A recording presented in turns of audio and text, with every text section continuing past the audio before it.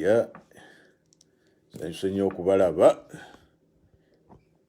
Mama Kalimera, Asha Ashi, Semialo, Edrin, Mtongole Aloysius, Mutoro, Kato Regan.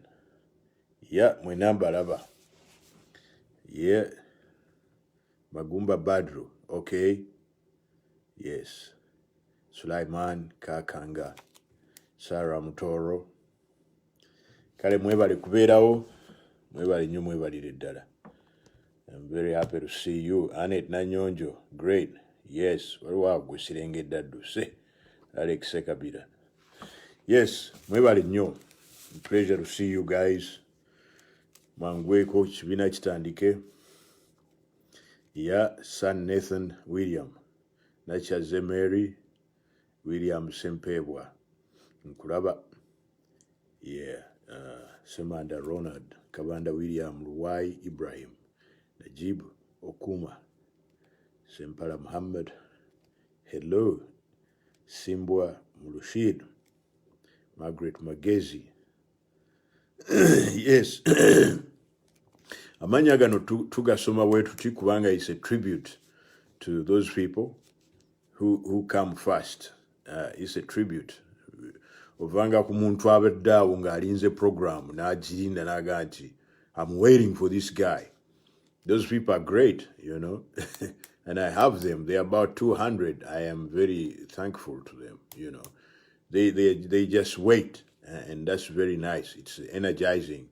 We live for guys like you, Christine Nachimuri, Fred Ziraba, Fly Francis, Remy Akelo, yeah, Yumuntua Fenyo, Baba Susan, yes, Emmy Muchibi, yes, Mujuke Ruth, Melody, Uganda, Jason Peters Jackson, Harriet Idena, Alex Sekabira.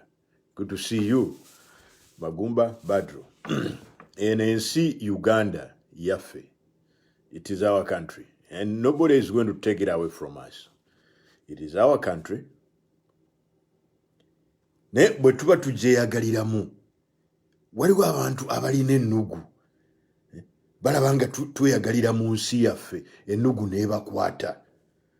This is, it's funny.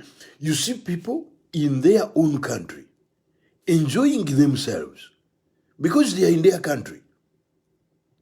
They are enjoying themselves. Then you feel you feel a certain type of way and start beating them up. Start firing tear gas. I think this is one form of serious lunacy. Naye abantu bano balina efitina. These guys, they are envious and they show. Because for someone to say, man, you are not Ugandan, we don't get it from the blue. We get it from the things you do. Those things show us that clearly you are not Ugandan. I'll give you a small example. If you see what happened last week, young people, I mean, Honorable Kyagulanyi has come. He is going to Bulangi. And he's also coming back from Bulangi to see the Katikiro who invited him. And then a lot of young people are excited to see a fellow young person standing for presidents.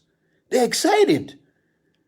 So they run alongside the car. They are happy to see him. They're excited because he's their age mate. They are excited. But number two, these people are suffering. They are suffering from a situation which you yourself brought. Because you brought a situation of a very tough life. You brought a situation of ultra poverty. You brought a situation of sickness without adequate hospitalization, without adequate health services. You brought a situation where the young people, after education, cannot work. You brought mental sickness, mental illness. because the young people are frustrated. They can't work, they have no money, they can't marry, they can't do anything, so they become mentally disturbed. They become depressed. This is the situation which you brought. Now, you have insisted on ruling this country for 35 years without improving the situation. The young people are angry. They see what their parents went through. They are going through the same thing. They are angry. They are saying, no, this cannot continue. Kakati, abana obusungu bubakutte. Bagala kwerwanako. Balabye munnaabwe omuto aze. Baga nti gayi waffe tuyambe mu kintu kino. Tuyambe maani mu kintu kino. Twerwaneko omusajja ono atussa obwavu. Balabye munnaabwe basanyuse. Basanyuse. They are running alongside his car. Agenda Bulange. Nokomawo. Basanyuse. Bamuwerekirako mu motoka. They are happy. Bali mu nsi yaabwe. Mwe abatamanyi ensi kiki kyetegeeza. Ffe ndowooza abali ebweru katusooke tubabuulireko. Banange nja kubawaayo example nga teva wala eva mu ffe ffennyini. Ensi eno gye mulaba kati ensi zino ze mulaba nga zino za America, zi Europe ze tubeeramu. Banaye oba nkitandike ntya? Ne bw'osoma otya ebitabo w'obisoma n'obeera n'omutwe nga gukola n'ofuna emikisa n'ofuna emirimu n'ofuna essente n'ogamba nti nange kanvuge Benz. N'ogenda n'ogijjayo Benz n'ogivuga. Naye banange ovuga Benz abazungu ne bakutunuulira ne bagamba oba agibbye. Kyekisooka okujja mu mutwe. Oba atunda njaga. Bw'obanga olina ekyalo ky'osulako, kubanga eno intelligence y'amaanyi nnyo, FBI eyinza okusalawo n'ekulinnya akagere okumala omwezi mulamba. Erabe ddala ddala okola mulimu ki. Omukwano gwange abeera mu Boston ya. Naye afuna ebizibu. Kaseera mugambugane kiki. Naye Martin, akawunti zange biki? Basajja bankubira amatimu bino biki. Naye saamugamba naye nga nze nkimanyi. Kwa mukwano gwange oyo ayagala nnyo okuvuga emmoloka ennungi. Naye yagenda n'agula Benz. Esemberayo ddala. On the top. Esembayo G-Wagon. Kakati kyotomanyi. Eno FBI ebekulinya akagere erabi gayo ono akola ki? Bakulinya akatuna akagere wiki nga bbiri baga ayina bi certificate ayina ne gyakola yasoma. Okay. Yasoma tumuleke. Naye bw'obanga oli businessman muganda wange bagenda ne bakusima balabe business z'okola biki. Kale kati eno nsi ki olwo lwonna kuvuga Benz ng'oli musajja muddugavu. Ensi yokka mwe tusobola okwenjoyingira obulamu ye Uganda. Yensi yaffe is our country. Mwe tusobola okwenjoyingira obulamu. Naye abaana benjoyinze obulamu. Abaana bali mu kudduka ku muluka ya Kyagulanyi bali awo they're enjoying themselves. They're enjoying them. They're in their country. Abala bali ku bupikipiki, abala bali kuki. Ate gwe n'osalawo obakubemu amasasi ne tear gas. Kati gwe kiki ekikuluma? Kati bwe tugamba nti gwe toli Munnayuganda ng'owakana. Kubanga olabye Bannayuganda bali mu nsi yaabwe benjoyinga. gofunye enugu ofunye ekinugunugu ku mutima because Ugandans are enjoying in their country. You are now angry. You are like, let me spoil the party. Overanga these other bad people. Kangezeko kwerevetinga gundi eno tuwaye bulungi simanyi waliwo abangaye tebanda bulungi. Okay, twerevetinge turabe oba binaba different kokatono. There's no problem. I think it is going to be a little better. Yes, we give it a little height. I think it is going to be a lot better. Okay, so abana bali munsi yabwe beyagala. Balabi moruka ya munabwe, they are running alongside it. They are running along. They are happy. Why do you fire tear gas in these young people? Why? Why do you fire tear gas? They're just happy in their own country. Man, Uganda is our country. And nobody is going to take away our enjoyment of our country. I'll tell you this. Abasajja bano bajja ne baga nti bo basobola okutereza ebintu bakola ki. We give them a chance. We give them a chance. And true, this I don't want to wolokoso, but let's state the facts. Emyaka 10 egyasooka bakolawo ekintu ekitegerekeka. They did something, first 10 years, some of us were part of the effort. We saw what happened. They did something.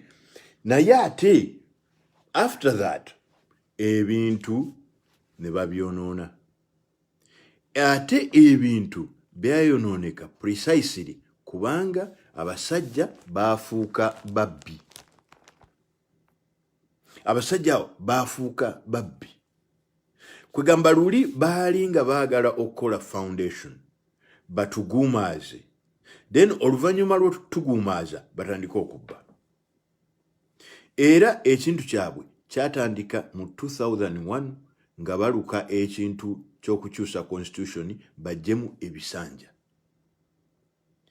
That is when their personal agenda started. Era baalina abo bonna bannaabwe bwe baakolanga nabo abagamba nti no, temukyusa bisanja. Kibi nnyo okukyusa ebisanja bye twaleeta okuuma democracy. Baleeta engombo egamba mbu tubejjeko. Era babejjako. Mbu tubejjeko. Museveni n'abagoba mu cabinet, including his number 2, guy gwe yakula naye kuva mu P4. N'abegobako. Why? Because baali bagambye nti oleeto ojjawo otya ebisanja. Ebisanja bye bikola democracy. Ebisanja abatabimanyi bitegeeza nti oli bw'anaawangulanga gavumenti n'ajja okufuga, ajja kufuganga maximum term 2 nga buli kisanja kya myaka 5. Ejo bwe ginaggwangako ng'afuze total of 10 years, tajja kudda. Kitegeeza nti ye amaze ebibye ebyokufuga. Kati bakola constitution, Museveni alabye emyaka gye 10 gikola ki giggwako.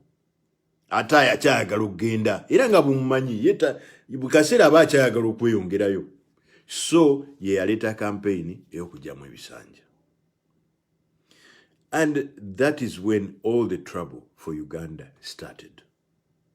For all you keen watchers, you will agree with me. Obuzibu bw'eggwanga lyaffe bwatandikira awo. Tubejjeko ffe tusigalemu. Olwo abasigaddemu ne batandika okulya nga tebafaayo. Kugamba nga tebalina nsonyi n'akamu. Ndowooza abantu bawezewezeeko tubeeko kye tutandika. Kakati era theme y'olwaleero egamba nti Uganda is our country.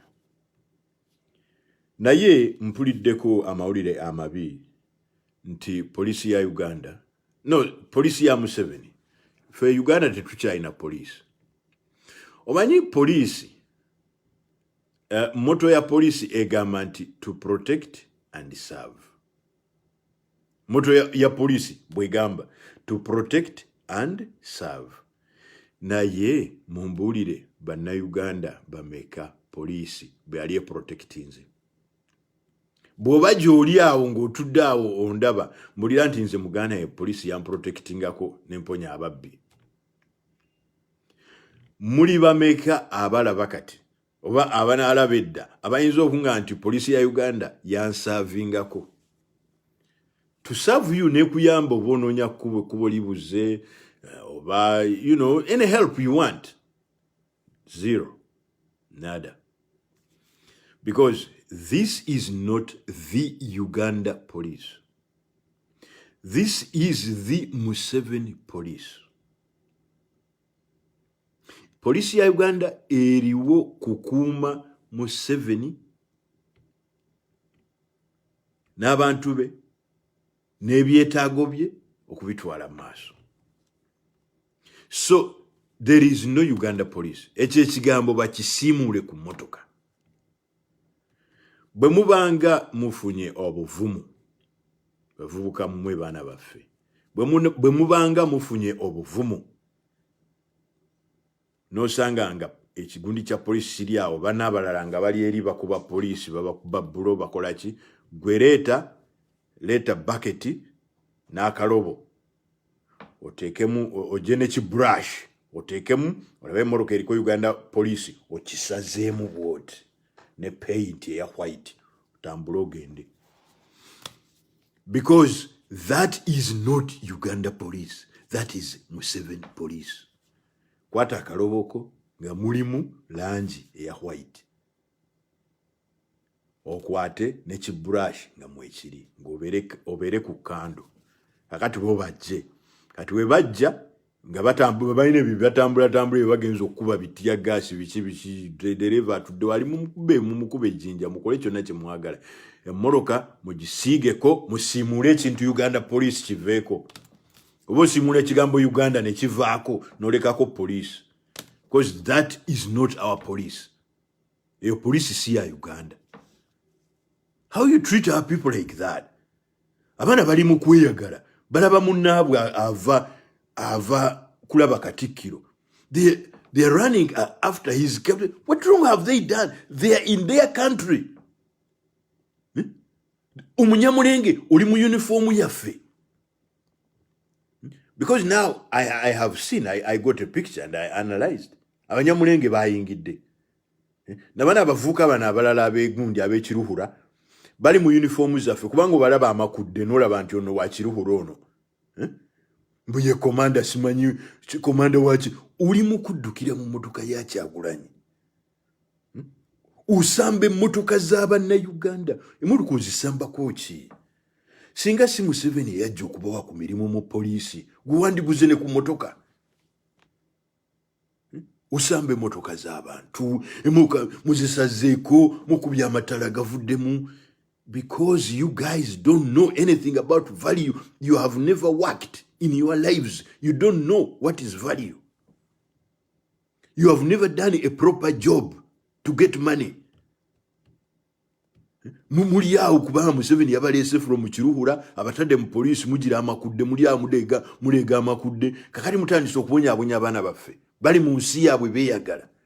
Abanyamulenge bazze, Abasudaani nabalabye. Ne poliisi yo ejjudde Kiruhura. Nalabye omuvubuka ng'ayambadde gundi uniform eya brown ali awo is swinging on a police car, alabika ye commander. Awulira bulungi nnyo. Is feeling very good. Addukira ku mmotoka ya Kyagulanyi. Waliwo obulala bwe bakozesa buli awo buddugavu nnyo buli awo baba abugyewa bwe bulina pepper spray. Kwegamba mwagala okukola ebintu ebiri malicious. I saw all of you. I saw the security people because I can see you. I'm a former foreign service officer. I can see you. I can see all your deployments, all of them. I saw some of you in pink. You can't even put on red. You are putting on pink. You are in pink t-shirts, running around Kyagulanyi's. You are waiting for an opportunity to spray. Others were on the motorbikes. I saw you, couple of you on the motorbike in the convoy. I could see all of you. You are very stupid. You are easily visible. You can't blend in. You can't. When you have a training, you are so poor. If I am serious and I offer my consultancy to a few guys, they can chop all of you one by one, because you are easily visible, all of you.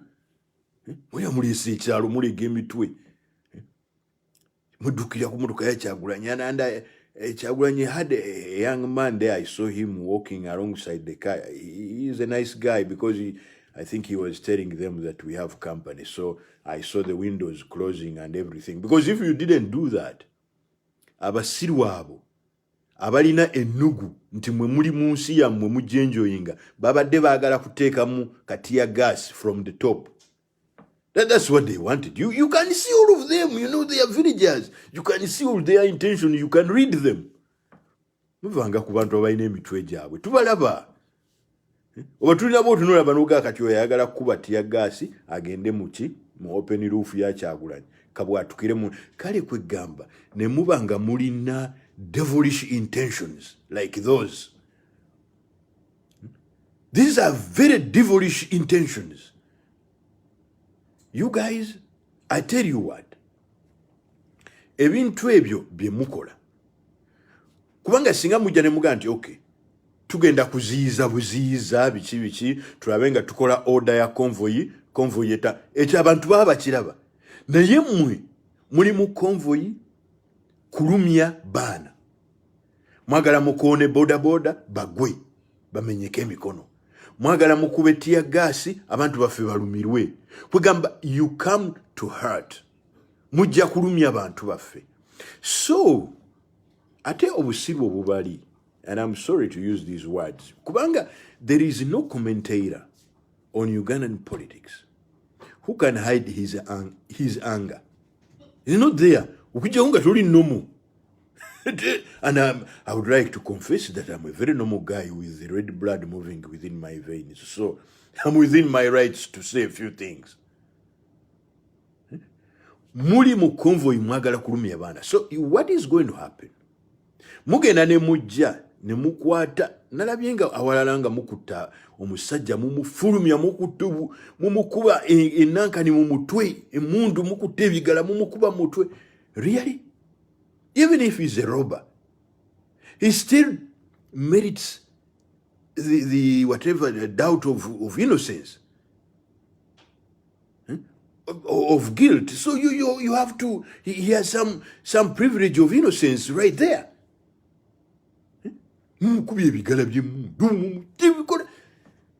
Once the people of Uganda round the corner and flatten the curve. You see, now we have the curve of fear. I'm not talking about COVID here. The fear. Ugandans are slowly flattening the curve of fear. Very soon, Ugandans will totally flatten the curve of fear. When that happens, you Chiruhura boys, namakude gamwe, kumotoka zaffe za police, are going to suffer. Abana bagenda kubanoga omukuomu. You're going to be the targets of people's resistance. I'm not calling it violence, no. Who's violent? No. People will be fighting for their country. You are going to be the targets of people's resistance. Abana bagenda kubanoga. Kubanga luli kyandibadde nti, okay, let us get other legitimate targets. But now you are the first legitimate target. Why? Because you are harassing the people of Uganda. You are robbing the people of Uganda of their freedom to enjoy their country. Kababa kube. Bagenda kubabatula. Nze vana atandikira okubabatula, I will probably not be on these things. I'll be doing a few other things. Naye nze mbawoningako bagenda kubabatula, abaana bagenda kubabatula. Babanoge n'amakudde gammwe omuku omu pa wansi. Ate munaakola ki? Mujja kuba muli mu kakuukulu bwe muti mu assembly nze mukola ebinankani byammwe bwe tugenda kubatiya gaasi tugenda tuti abaana babakube bbomu. Nze mbabuulidde. I'm telling you. And I don't talk carelessly. I never talk carelessly. Nkunyingi Muwada. The only thing Nkunyingi Muwada did was to say, Museveni, bring your academic credentials as any Ugandan has a right to do so. Museveni, if you really brought peace for Ugandans to speak freely, you guys from Chiruhura, you other minders, those who are watching me now, listen carefully. Because some of you, I know you are in those offices, but I'm not very angry with you because you are there because you got to be there. But a time will come when you have to get out. The time to account for your own actions has come. Bwana Museveni, Bwana Saleh, all those people, they have too much money. They have serious intentions to get rich, but they can't do it by themselves. They are using you. Provide the security, provide the intelligence.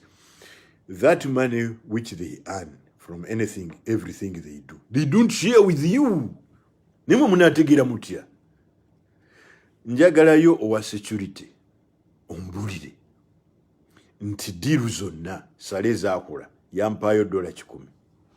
You tell me. Enyonyo ziraba nobeera ku tamaka noziranga ziyingiza gold. Even now during COVID, you saw them because that was clear visibility. Enyonyi ne zireeta gold. Wali olabyeko nga gundi Taremwa gundi Barnabas nga akwaye 10. Wala Barnabas nga akwaye 10.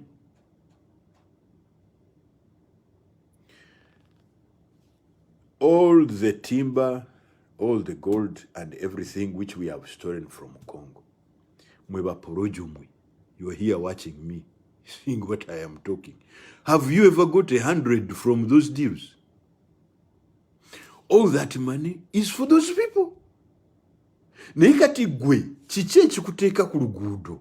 Nowulira excitement ya maanyi nnyo, notandika okubatiya gas. Notandika okusamba emmotoka z'abantu. Kugamba gwobusungu obujjawa gwe batawadde wadde 10 ku gold gwe babbye. Tumbavu. Obusungu obujjawo obwo. This is stupid. How do you manufacture this anger on behalf of Museveni? Sincerely, you tell me. Museveni no kali kwa Museveni aina siasa. Museveni oyo aina siasa convincing. You get near him, you are in trouble. So some of you are working for, I can understand a little bit because a convincing in Akalimi, a Kolachi. That man is a thief, is a accomplished thief. Ayinza no kujisamwe satyo no jimua. But all these other thieves, you are working for them like the your brothers and sisters. Bomboklad. You are going to account for your own things you have done. So Nkunyingi Muwada has a right to ask for the academic credentials of the president, like any Ugandan. And the world is watching. The world is watching. They are saying, because they see a president of a third world country dying to remain president. Afira wo. Afira wo. Nzera nsigala nze presidenti. Bagala nnyo ebipapula tusamanya. Eri eriko kiyitibwa Habruwa yenna wamuttibwa Habruwa. Waliwo abalala lye boogera. Bagamba mbu bweru tabayisirwa. They are talking. And you know our people, they have data. So what about that one? Kakati eryo ndowooza likutabudde. You see that one, it looks very much like from the other country, so you don't want to adapt that one. But I think the more the people talk about it, the sooner you will adapt it. That's what I am thinking. Because the more the people talk about the things, you wake up and say, put it to Waisiro also. It is okay. We shall say that Banyarwandas are also in the constitution and they are Ugandans. Okay, no problem. Why don't you do that, by the way? Instead of arresting Nkunyinji Muwada. So now the whole world is looking, they are saying, the lawyer who took Mr. Museveni to court asking for academic credentials has been arrested by the Ugandan police. It is so funny. It is so funny. Guys, how do you look at life? The lawyer who asked Ugandan president to prove that he has gone to school at various levels has this evening been arrested violently. Gee! You people, why do you want us to be laughed at all the time? The Americans are laughing, the British are... My friend from Serbia called me and said, is this true? I said, yes. Yeah, I have a very good friend in Serbia. He called me, is this true? I said, yes. Because the news is all over. The world is a global village. You are arresting Nkunyinji Muwada. Everybody is looking at you. Then they are asking, what did he do? This is very embarrassing. Then what you to swaza wetuti? I know. Oh man, ebintu ebyo mukola ebyo. Ebintu byakyalo nyo. This is village things. Really, let me tell you in your English, really, if you want to remain president forever, do you have to arrest Muwada? You just remain by force. Leave Muwada to go. Muwada Nkunyinji has been arrested because the president is angry because they asked him for his papers. Sincerely. Ate, nze ebintu bya Bwana Museveni mbimanyi. Because the president of Uganda has one characteristic. He is a very, very petty individual. I know buntu butini. Obumutwalira time. Kati ekintu ky'obukofiira ekyo kya president. Waliwo ebintu by'otunuulira n'oga nti bino bya president. And I know him. I worked with him. I know him very well. N'otunula ebintu n'oga ekyo kya Bwana Museveni yakipanze. Obukofiira kati bumuluma. Where are they putting on hats? His hats are those, but they are for the army. Really? I know your intellect. I know how you think. These are for the army. Are they also, are they UPDF? So they are saying they are UPDF now because we are the ones with those hats. Maybe they should be arrested. Maybe they should tell us a little bit. Sindio, that is what you do. I know you. I know you. But that is very petty. It's very petty. Why is he asking for my credentials? He doesn't have work. Why is he asking for my papers? He doesn't have work. Maybe we can send him in the jail to do some work on the farms. I know you. Those are the things you do. But those things are very petty. I was saying, I blame the president because the president is petty. Bolemera mu baana. N'ogamba nti abantu bonna bagenze nze nja kusigala wano mu kindergarten nsome n'obwana obuto. Obwana bukutiizinga. Obwana buwogana. Obwana buseka. You must endure. Bw'oba wasalawo osigale mu lwokaano n'abaana. Abaana bajja kukyokooza. Abaana bajja kuwulira ebigambo bakuvume. Endure. Stay there and endure. Don't beat them. Twabeeranga ne bagayi mu primary eyo nga bawanvu bakulu. Ne tuyeeya nze nayeeyanga nnyo olulira munyana lererere longido bikiyo ne tuvuma naye nga longido asirika. Because that's the nature of the game. Sirika. Muko, sirika. Kabala bakubatule. Gusigala yo. Because your time okubisana n'abaana time yaggwako dda. You're supposed to be doing other things. You're supposed to be playing with your grandchildren in your yard. I saw you the other day cheating your grandchildren in a game of cards. You are cheating young people. Your grandchildren, you are cheating them in a game of cards. I saw you on TV. I said, what's wrong with this guy? Even his grandchildren is cheating them in a game of in a game of cards.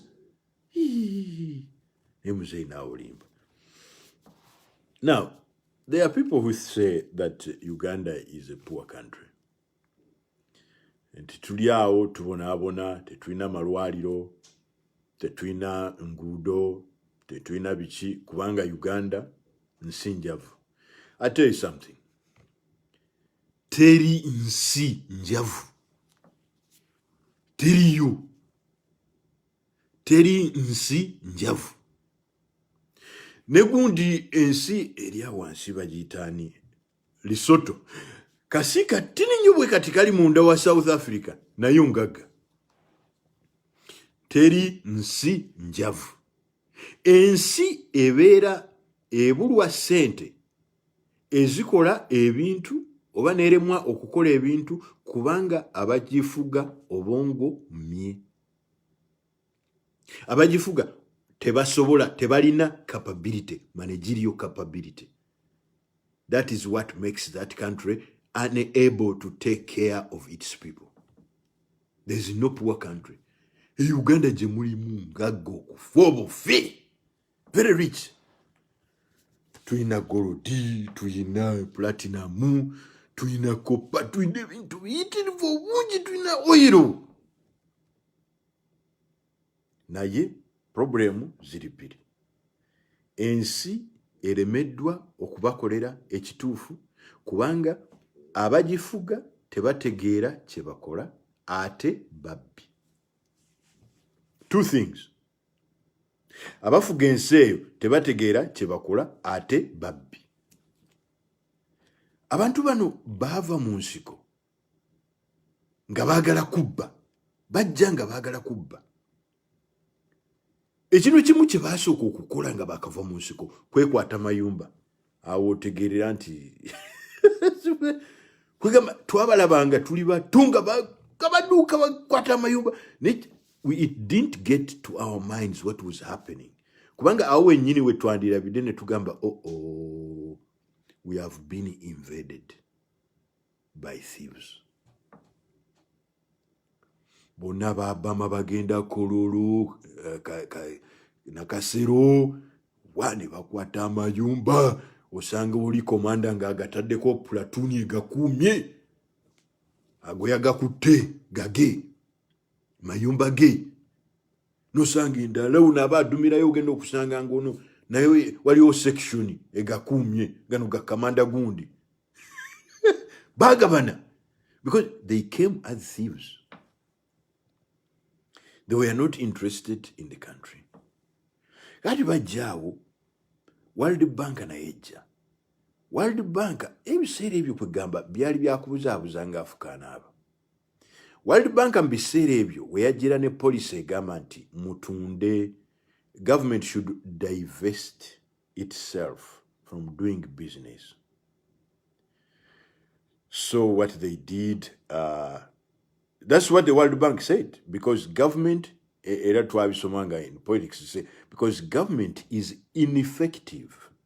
Therefore, it cannot do business like the private sector. So in all areas in which government is, it should divest itself. Divest itself kitegeeza yejjeko ebintu ebyoku engaging in business so that the private sector can carry on. Bannange Museveni oyo alina eddogo.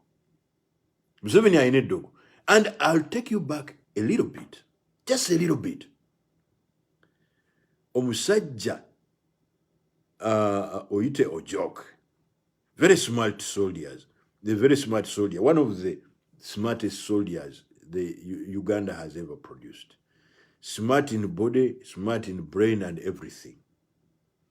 Yali akubye Museveni n'abantu be ng'abamaze ng'abazinze mu kasumbuusa. They knew it. Ng'abazinze mu kasumbuusa ng'agenda kubamalawo. Morale was very low. Olutalo lwabwe eddiru yaabwe yali ewedde.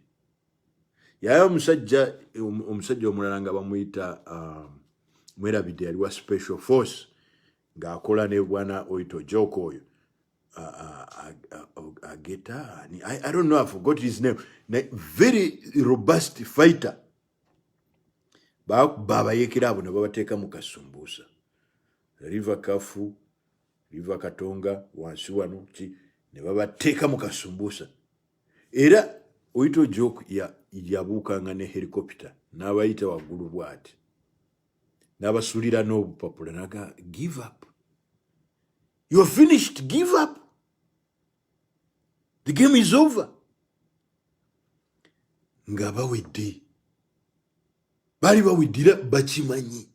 Naye Oito Joko naye yalina ebintu bye byapanga, which we may not know. Naye ebintu ebyo yali apanga byamutwala okukyalira barracks za Uganda zonna. Yamalira somewhere in Nakasongola. Bw'amaliriza okukyala, once he had finished inspecting all those battalions and whatevers, he finished in Nakasongola. When he finished, he took his helicopter and some other people.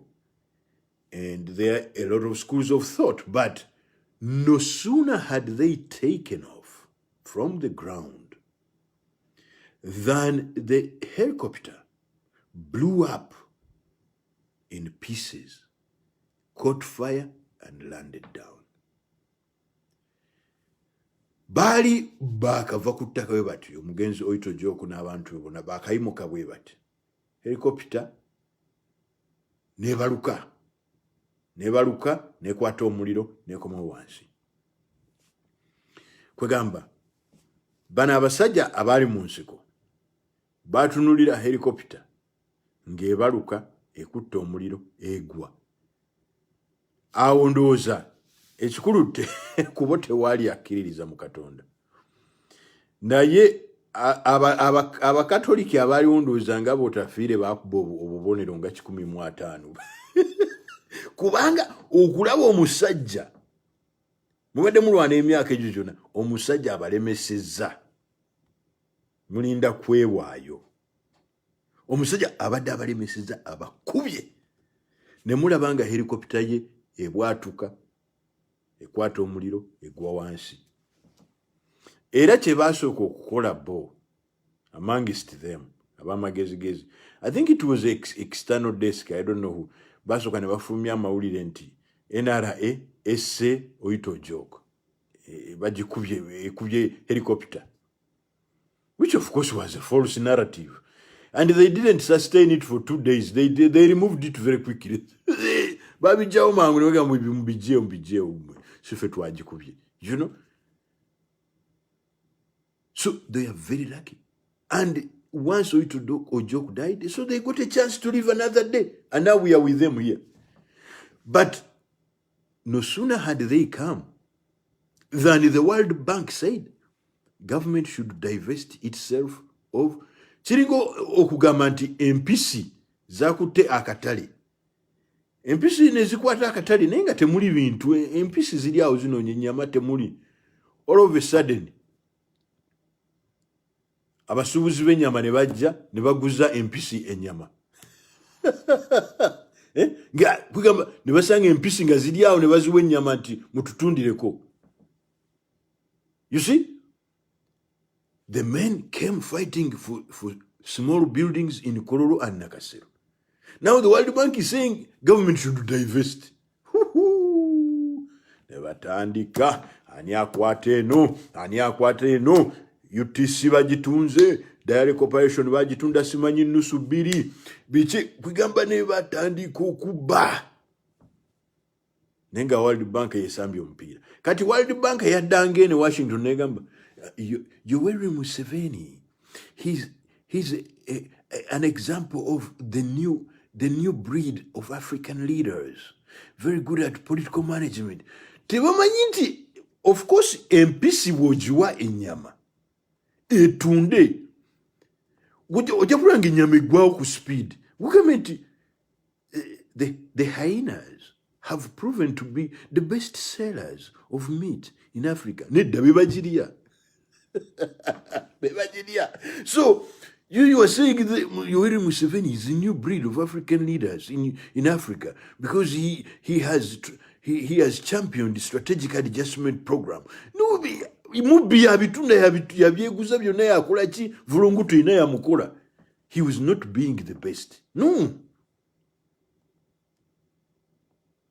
Mwe mwagwa mu panchi ze. World Bank yagwa mu panchi ze.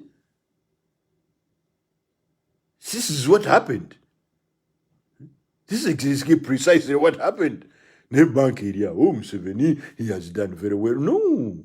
The man was a thief, and his thieving methods were in tandem with the strategic adjustment program. It's as simple as that. If you have a brain, you know. I was in Washington the other day telling them that, no, don't look at things like that. Please, no, sorry. I opened a lot of eyes for those white people and pink noses and white faces. I said, no, don't look at it this way. The government of Uganda, led by Yoweri Museveni, had interest itself in selling government properties and privatizing them so that they take ownership of those. Those who were very, very educated amongst them, like one Kutesa, benefited immensely. They benefited immensely because they knew what was going on. So they grabbed the properties. Some other very prudent guys like, Salim Saleh, and the president, of course, he was working behind Salim Saleh, privatizing all things. The president also worked behind some other prominent people. And in that ensuing confusion, people came and invested, and even some Ugandan entrepreneurs, like the late Dr. Suleimani Chigundu, came and started very vibrant businesses. They brought in external capitalization into the country and built very formidable banks.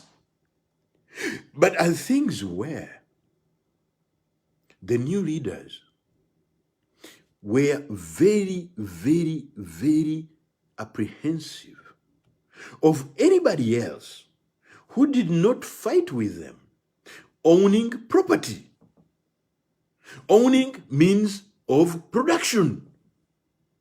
Because if these other people who were not part of the strugglers owned means of production, that meant that a new political class could emerge, which would then depose them.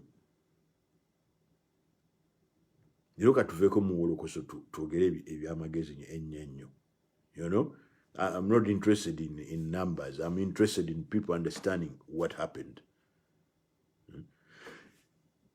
So you find people like Suleimani Chigundu, who were outside of the political cabal, who started their own ventures that threatened to be very successful, being stymied in the process, being sabotaged in the process. It is for that same reason that Mr. Sembuya and his brother Bule could not succeed at their Sembule. Because we did not know them. Who were they? We did not know them. Who was Sembule? Who was Bule? Who were they? Bebanyabo. Twalwana nabo. Tetwalwana na Sembule, tetwalwana na Bule. Ate bo bakoze Sembule. Bakoze ebintu, bakoze emisumali, bakoze biki, bakoze fence biki byonna, ate bagala mbu tubawene ku sente. No, we didn't fight with these people. Sembule and Bule had to collapse.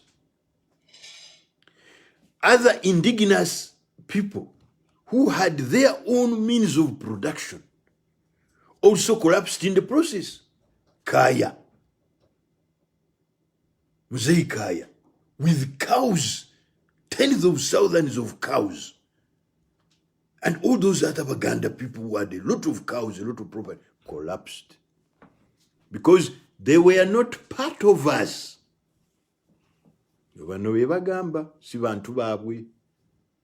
You see? Oyo yonna capital yafa. Eyo kirasi bagita. Kubanga bali bagala a new class. A new intelligentsia, a new business class, a new capitalist class, which is theirs. Nature Chigundu chali direct. Kwangu yali direct threat. That's why they had to send him an assassin, economic assassin from inside the regime, a very powerful one.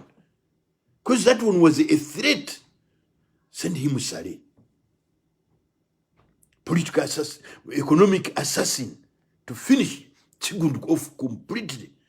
Put him in this trick. Let us bring these people, bring UCB, Uganda Commercial Bank, try to merge them with his, then to sumulure and bottom to fetuvemu agwemu. That's what they did.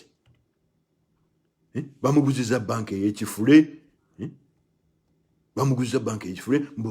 Bagundi yataddemu sente. World Bank yataddemu sente. Kakati gweguleno banka Greenland yegatte ne UCB okole ekintu nga kiri super malidadi. Musajja watu anybody would take it.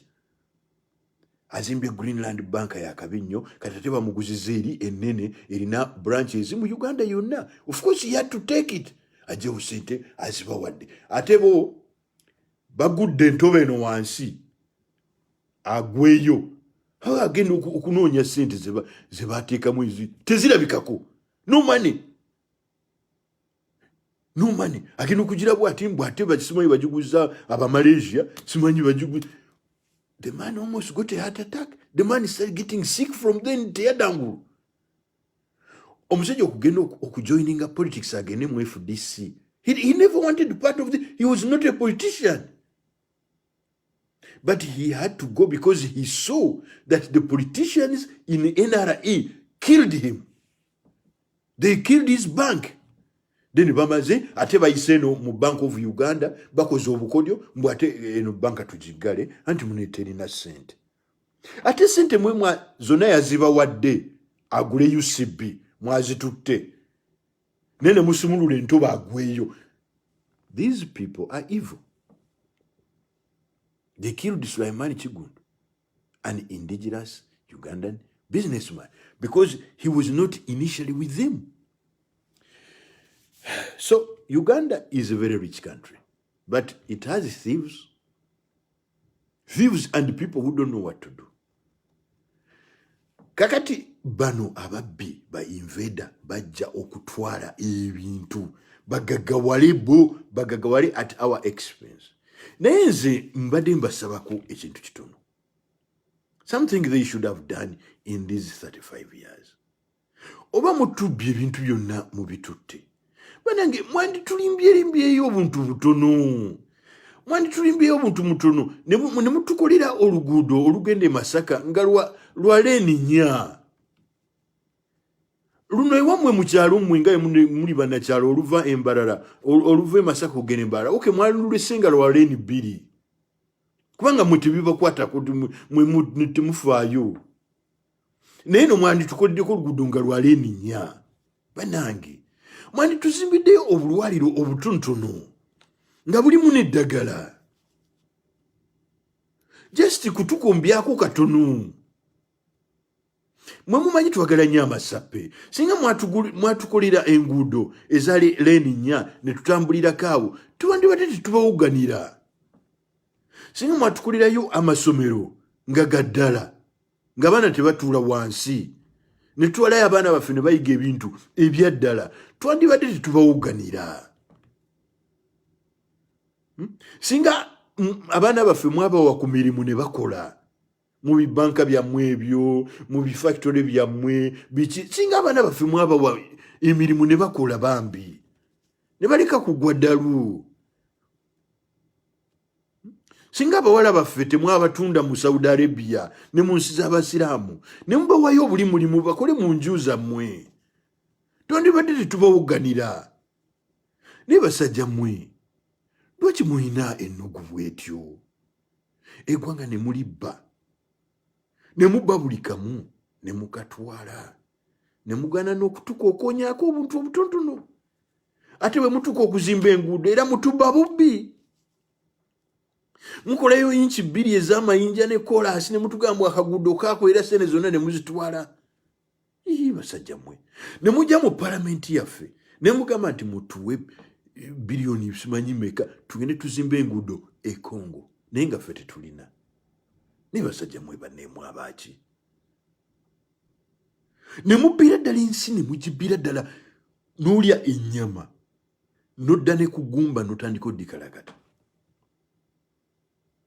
ente n'ogikama n'oginywa amata ate n'ogimma n'omuddo ogw'okulya kubanga wandigiwadde ku muddo n'eryako n'okama naye n'ogikama n'ogimma omuddo basajja mmwe nga mukola bubi bannaye. What kind of impunity is this? What kind of hatred is this upon Ugandans? And then Ugandans wake up and say, you guys, this is too much. And then you beat them. Where have you woken up? Where are you complaining? You beat them. And Ugandans complain and say, guys, enough is enough. You tear gas them.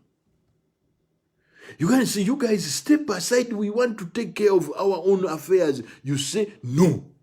I'm Tibuhaburwa now. Yesterday I was Museveni. I'm sorry to them Tibuhaburwa, and I am still eating. Uganda etandise okumpoomera. Really? Okay, now you know where we are headed. You know. The votes, by the way, I know that you have already stolen them. But don't worry, our people are coming to vote. They will come in very large numbers to vote. Our people are coming to vote. Tugenda kuba akalulu namwe mwewunyi. Nensi yonna erabe n'ebikamera byayo kubanga ndi mugenda kujja ku internet. Era mwe baneemuwulirize nnyo programu zino nga tebanajja ku internet. Naye mugende mulonde mu abasajja b'akalulu nga tebalina na gye bakakweka. Mubakuba akalulu nga tebalina gye bakakweka. Mukabatamye. Buli Munnayuganda avijja agenda asimbera yini mukuba akalulu mukabatamye. Batuuka olw'eggulo nga balina ebintu bye batusomera bye tutategeera tubabattule. Batuuka olw'eggulo nga balina ebintu bye batusomera eby'olufuutifuuti oba banaabyogera mu Lunyankole tubakube. Buli muntu aveeyadde ku street. Mulekeraawo okutya abasirikale. Naye abasirikale nga bwe bakitutte mu maaso ne bakikola bwe batyo nga kati bafuuse ba mutawaana nnyo bali mu kubajolonga ate babajolonga kubanga nze ndabawa example. Ne mbagamba nti luli bwe baali bakuŋŋaanya posita za Kyagulanyi nga bazikuŋŋaanya bazitwala abapoliisi.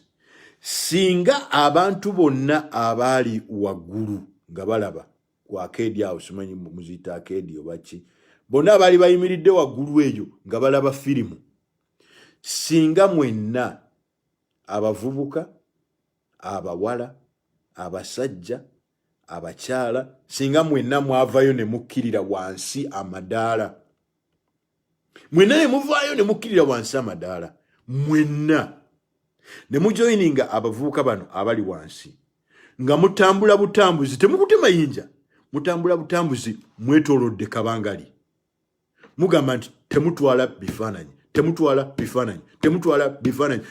Waliwo abantu bamanyi okukuba ebigambo ebyo ne babiteekamu ennyimba, abantu bonna ne batandika okwogera temutwala bifaananyi. Mwenna ne mutandika okwogera ebigambo bye bimu. Abasajja abo bandize ku Kabangali ne badduka.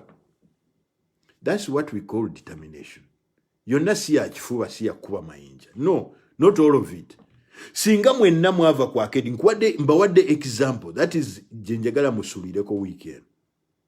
Kabangalieze eyagala okutwala ebipande bya Kyagulanyi, which was very unfair. Mwenna muli waggulu kwa Kedi, mukoze sinema mulaba wansi ekigenda mu maaso. Mulese abavuuka batono abali gundi wansi wana abali brave beboka baliwo. Singa mwenna nga bwe mwali kwa Kedi mwakkirira amadaala ne mukka wansi. Kuba mwali muwerawo emitwalo ebiri. Mukka wansi ne temutwala bifaananyi mutandika okuchantinga. Nga bwe mutambula okwetoloola Kabangali. Abasirikale abo bonna bandirinnye Kabangali ne badduka. Banaye mwebereremu. Naye Uganda nsi yaffe tugyetaaga. Njakomawo next weekend. Obudde buyina engeri gye budduka speedness butegeera. Waye ebintu byenadendinwa okwogerako byenadendeese bingi naye no problem. Tujja kugira next weekend tuddemu tunyumye. Thank you so much.